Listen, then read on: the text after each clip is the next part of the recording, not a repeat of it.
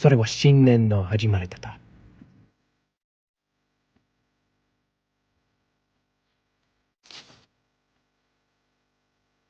私は新しいジョジョファンがシリーズに触れる方法に不明の感じていた。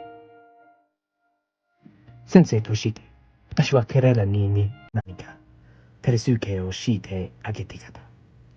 この日本語がひどいだけだったらごめんなさい。Google Translate 使ってます。日本語の方が物語のナレーションに合っていると思った。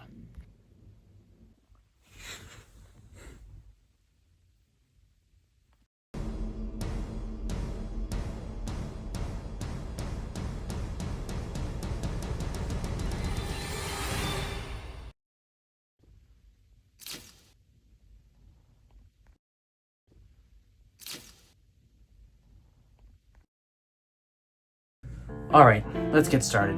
These are some important things to know if you want to get into JoJo's Bizarre Adventure. So the first thing is, hey, turn that off! I don't want to get copyright strike. Let's see, what would be good? Oh, I know, how about... That's better. So first off, it's important to know about part skipping. Now, part skipping is seen particularly as a taboo in the JoJo fan base, but what qualifies as part skipping? Something particularly frowned upon is skipping parts 1 and 2 to get to 3 and so on, because 1 and 2 don't have stands. This is kind of stupid because parts 1 and 2 are actually really good. So you should definitely watch those parts. Now, if you are in the hype of Steel Ball Run, say Steel Ball Run anime, for example, is coming out, and you want to skip straight to that, that's fine, because it's in another universe. Which brings me to my next point, the Steel Ball Run universe. So after part 6, Araki started a new continuity. Now this isn't an alternate universe. This isn't a universe that shares anything with the original first 6 parts. Think of it essentially as a soft reboot. They'll never cross over. There's even a multiverse within the Part 7 universe that's completely within its own thing. Think of it as its own series. Now, obviously, there are references to the first 6 parts, but essentially they're separate, even though they are very much Parts 7, 8, and 9. Another important thing to know is things get spoiled a lot in memes, so try not to base your perception of the series of how things are portrayed in memes or funny videos like that having to do with JoJo. Because it could give you some wrong expectations about things. For example, if you only consume media about Part 8, the majority about it will make you think that, oh, it's just some stupid story about a guy with 4 balls and it doesn't really mean anything. But if you actually were to read Part 8 and form your own opinion on it, you would understand how deep and complex the story is. Now, not to say that some of those JoJo jokes aren't funny, it's just that you shouldn't get the wrong idea about something. And, spoilers. The main thing that's joked about are spoilers, so keep watch for that too. Maybe just don't look into any memes until you're done watching the show. Another important thing is the difference between the different forms of stands.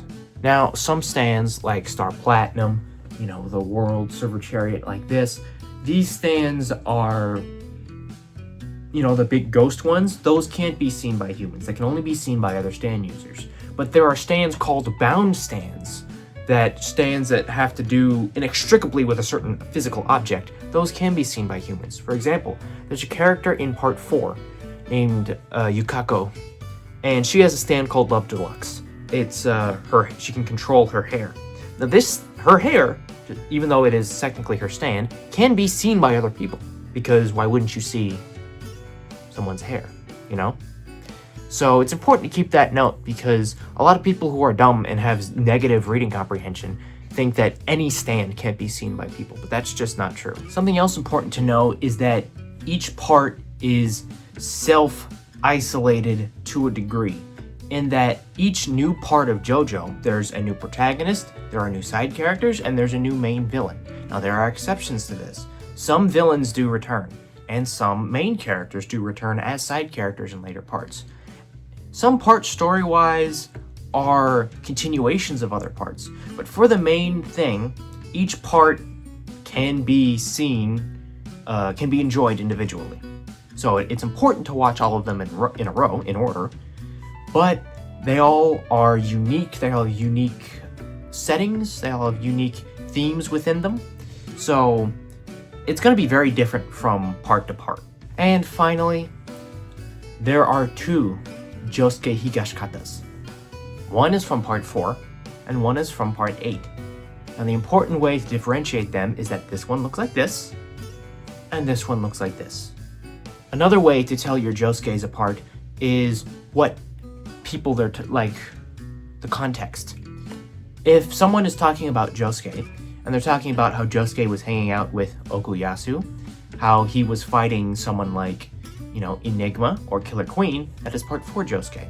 If someone is talking about how Josuke is hanging out with Yasuho, and how he was fighting enemies like Blue Hawaii or Brainstorm, then that would be part 8 Josuke. And alright, this was just a quick video for people just getting into the series. It's a very good series. I think that you're making a good choice getting into this show.